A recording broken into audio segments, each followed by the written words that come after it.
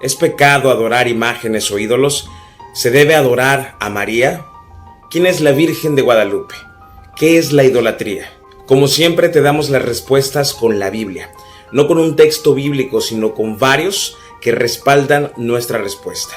Los textos bíblicos irán apareciendo a un lado mío de este video para que los puedas buscar y leer por ti mismo. Hacemos esto con mucho respeto, creyendo firmemente que solo la verdad nos hará libres. Comencemos. En el catolicismo, la Virgen de Guadalupe es la santa patrona de México, representada como una mujer con un manto azul. Tiene las manos cruzadas y la mirada hacia abajo, y la rodea un resplandor radiante. Ella está de pie sobre una luna creciente sostenida por un ángel debajo.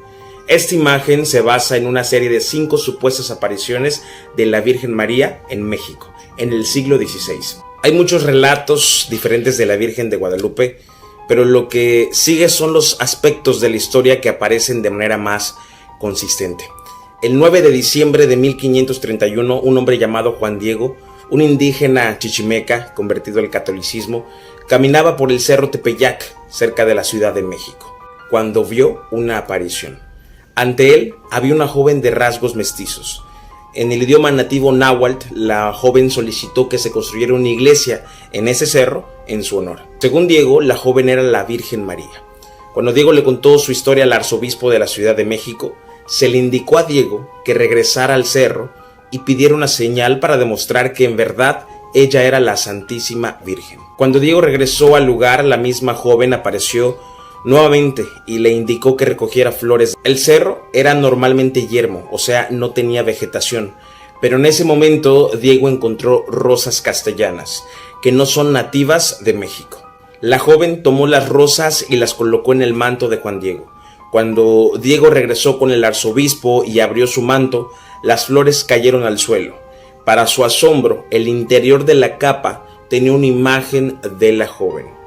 Diego afirmó que la joven lo visitó 3 veces más, siendo la última el 12 de diciembre. Ahora se le conoce como la Virgen de Guadalupe. La imagen impresa en el manto de Diego se exhibe ahora en la Basílica de Nuestra Señora de Guadalupe en la Ciudad de México. La veneración a la Virgen de Guadalupe está muy extendida. Varios papas desde 1531 la han declarado patrona no solo de México, sino de toda América Latina y luego de toda América. Cada año millones de fieles católicos visitan la Basílica de Guadalupe para ver su imagen consagrada allí. Su fiesta es el 12 de diciembre. Las apariciones vistas por Diego han sido cuestionadas muchas veces a lo largo de la historia debido a la falta de documentación del evento anterior a 1648. Los críticos también señalan que el arzobispo que habló con Juan Diego no mencionó los relatos en sus escritos. La tradición católica transmite muchos relatos de María, ángeles o santos que aparecen a las personas. Es posible que algunas de esas personas hayan presenciado eventos sobrenaturales. Es la verdadera fuente de estas visiones la que está en cuestión. Es importante notar que el hecho de que una aparición sea auténtica no significa que traiga un mensaje de Dios. Tener un encuentro espiritual genuino no significa que la entidad encontrada fuera en realidad María, un ángel o un santo. Mucha atención, a los demonios se les llama espíritus mentirosos, y una cosa que hacen bien es mentir. Segunda de Corintios capítulo 11 versículos del 14 al 15 dice: el mismo Satanás se disfraza de ángel de luz. No es de extrañar entonces que sus siervos también se hagan pasar por siervos de la justicia. Una posible explicación para las apariciones de María, como la que vio el joven Juan Diego, es el engaño satánico. También sabemos que un mensaje genuino de Dios no contradeciría la palabra de Dios. ¿Dijo la Virgen Guadalupe algo que fuera incompatible con la Biblia? No hay datos exactos. Sin embargo, una cosa es segura: la Virgen de Guadalupe pidió que se construyera una iglesia en su honor, y eso no es bíblico. En conclusión, aquí está nuestra evaluación de la aparición. Número 1. Juan Diego dijo que la joven parecía ser de ascendencia mestiza, pero María era judía, del linaje de David. Número 2. Muchos relatos afirman que la joven dijo: soy la siempre Virgen María, Madre del Dios verdadero. Los católicos creen que María tiene un lugar exaltado en el cielo, con el acceso más directo a Jesús y Dios el Padre. También creen que María era una virgen perpetua, pero no es así. María tuvo más hijos. Además, la Biblia nunca se refiere a María como la Madre de Dios, sino solamente como la Madre terrenal de Jesús. Número 3. La joven que vio Diego pidió que se construyera un santuario en su honor. La María de la Biblia nunca pediría que se hiciera nada en su honor, más bien instruiría a las personas a honrar y adorar a Dios. Número 4. En algunos relatos de la historia, la señora dice que respondería a las oraciones. Esto tampoco es bíblico. Solo Dios responde a la oración. Entonces, ¿ocurrió algo sobrenatural en el Cerro Tepeyac y fue presenciado por Juan Diego? Sí, probablemente sí. ¿María realmente se le apareció? Definitivamente no. ¿Fue el mensaje de Dios basado en sus desacuerdos con la palabra de Dios? No. Dios describió a María, la madre de Jesús, como muy favorecida. La frase muy favorecida viene de una sola palabra griega que esencialmente significa mucha gracia.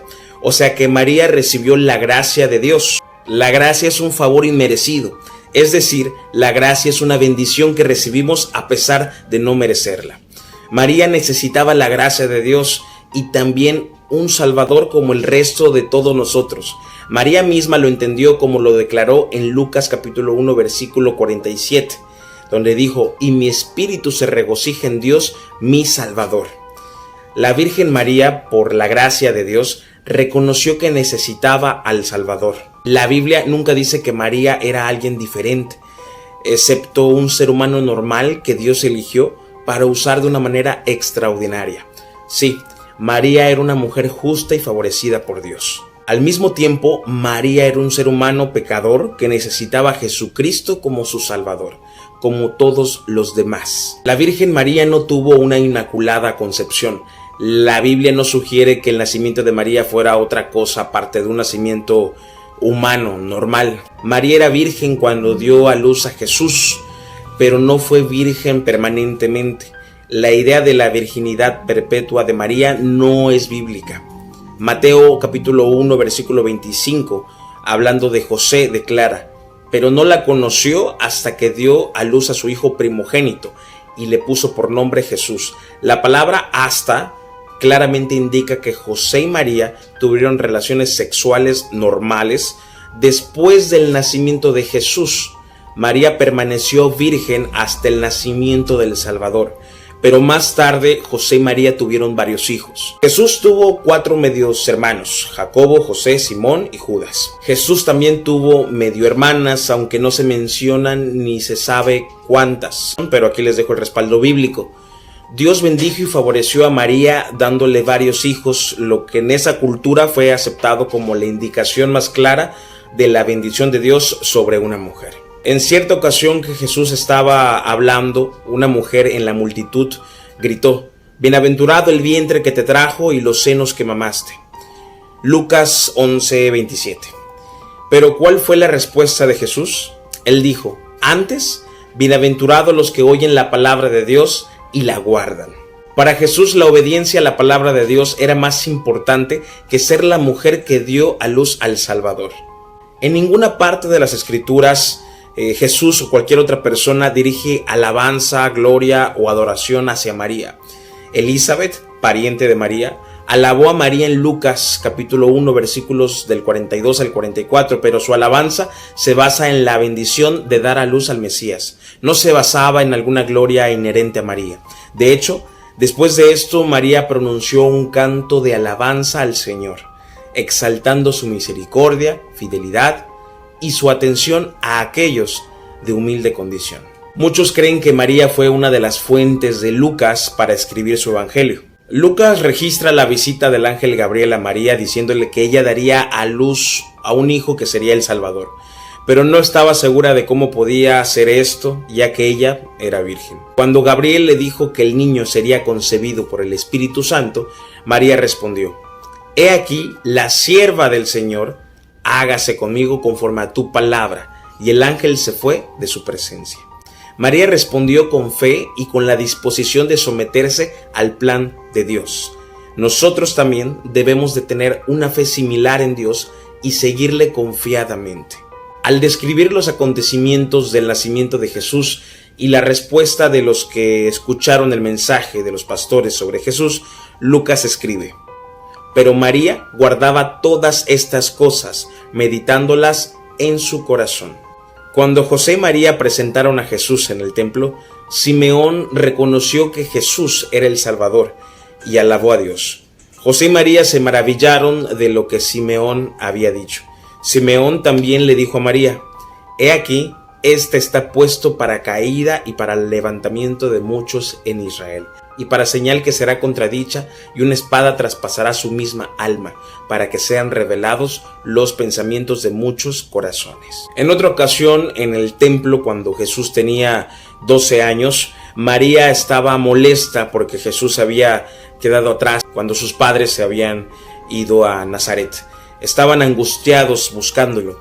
Cuando lo encontraron aún en el templo, les dijo que debía estar en la casa de su padre. Jesús regresó a Nazaret con sus padres terrenales y se sometió a ellos. Una vez más se nos dice que María guardaba todas estas cosas en su corazón. Criar a Jesús debió haber sido un esfuerzo desconcertante, pero también llenó de momentos preciosos, tal vez recuerdos que se volvieron más conmovedores en la medida que María llegaba a entender más a fondo quién era Jesús. Nosotros también podemos atesorar en nuestros corazones el conocimiento de Dios y los recuerdos de su obrar en nuestras vidas. Fue María quien pidió la intervención de Jesús en las bodas de Caná, donde realizó su primer milagro y convirtió el agua en vino. Aunque Jesús aparentemente la rechazó al principio, María instruyó a los sirvientes a hacer lo que Él les dijo. Ella tenía fe en Él. Luego, en el ministerio de Jesús, su familia se preocupó. Marcos capítulo 3, versículo 20-21 dice: y se agolpó de nuevo la gente, de modo que ellos ni aún podían comer pan. Cuando lo oyeron, los suyos vinieron para prenderle, porque decían: está fuera de sí. Cuando su familia llegó, Jesús proclamó que los que hacen la voluntad de Dios son su familia. Los hermanos de Jesús no creían en él antes de la crucifixión, pero por lo menos 2 de ellos lo hicieron después: Santiago y Judas, los autores de los libros del Nuevo Testamento que llevan sus nombres. Durante toda la vida de Jesús, María parecía creer en él. Ella estaba presente en la cruz cuando Jesús murió, sin duda sintiendo que la espada que Simeón había profetizado atravesaría su alma. Fue allí en la cruz donde Jesús le pidió a Juan que sirviera como hijo de María, y Juan llevó a María a su casa. María también estaba con los apóstoles el día de Pentecostés. Sin embargo, a María nunca más se le menciona después del capítulo 1 de Hechos. Los apóstoles no le dieron a María un papel prominente. La muerte de María no se registra en la Biblia. No se dice nada acerca de que María hubiera ascendido al cielo o tenido un papel de exaltación allí. Como madre terrenal de Jesús, María debe ser respetada, pero no es digna de nuestra reverencia o adoración. La Biblia en ninguna parte indica que María pueda escuchar nuestras oraciones o que pueda mediar por nosotros con Dios. Jesús es nuestro único abogado y mediador en el cielo, de acuerdo a 1 Timoteo capítulo 2 versículo 5. Si se le ofreciera adoración, devoción u oraciones, María diría lo mismo que los ángeles: adora a Dios. María misma nos da el ejemplo, dirigiendo su adoración, devoción y alabanza solo a Dios. Entonces María dijo: engrandece mi alma al Señor, y mi espíritu se regocija en Dios mi Salvador, porque ha mirado la bajeza de su sierva. Pues he aquí, desde ahora me dirán bienaventurada todas las generaciones, porque me ha hecho grandes cosas el poderoso. Santo es su nombre.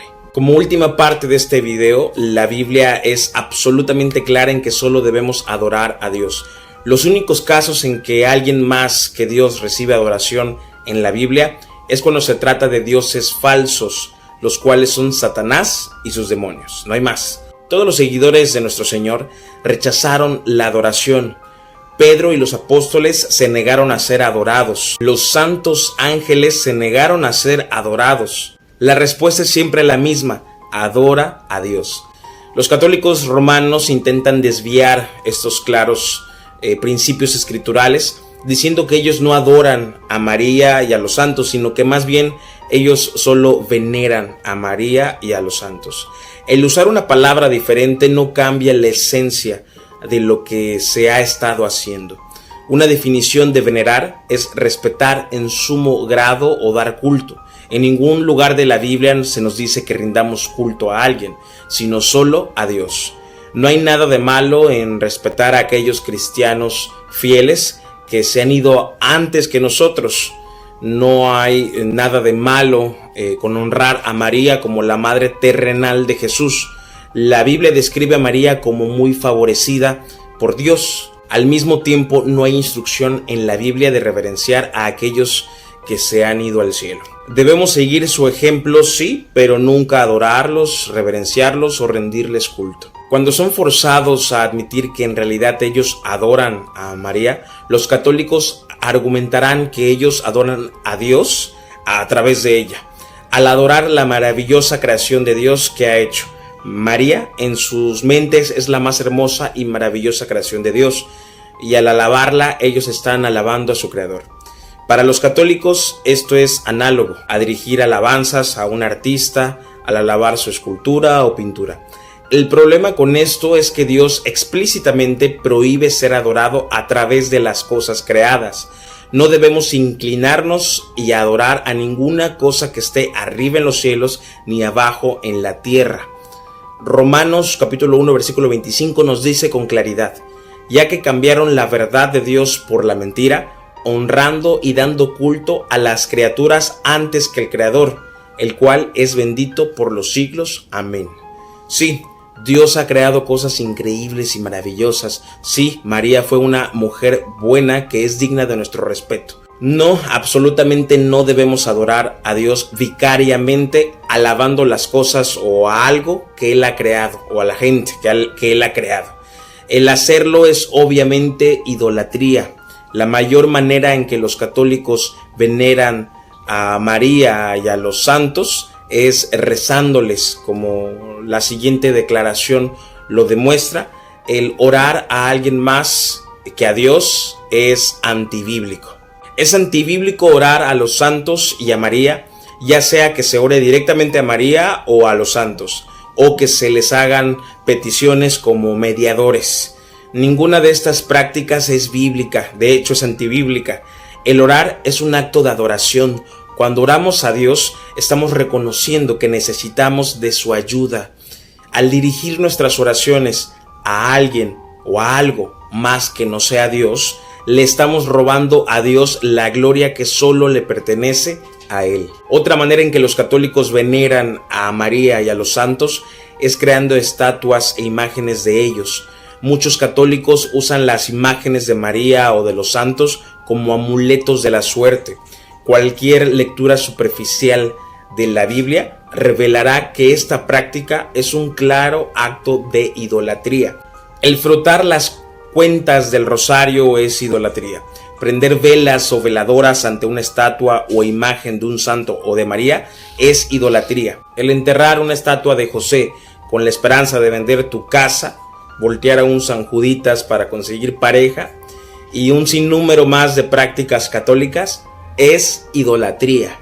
La terminología no es lo importante, ya sea que la práctica sea descrita como adoración o veneración o cualquier otro término. El problema es el mismo. Cada vez que atribuimos a alguien más algo que pertenece a Dios es idolatría. En ninguna parte de la Biblia se nos enseña a reverenciar, orar, depender o adorar a alguien que no sea Dios. Debemos adorar solamente a Dios. La gloria, la alabanza y la honra pertenecen a Dios solamente. Solo Dios es merecedor de la gloria y la honra y el poder. Solo Dios es merecedor de recibir nuestra reverencia, adoración y alabanza. Bueno, esta fue nuestra respuesta. Mi nombre es Andrés Palafox. Dios te bendiga. No olvides compartir y comentar este video, pero sobre todo, dale clic en suscribirte. Es completamente gratis.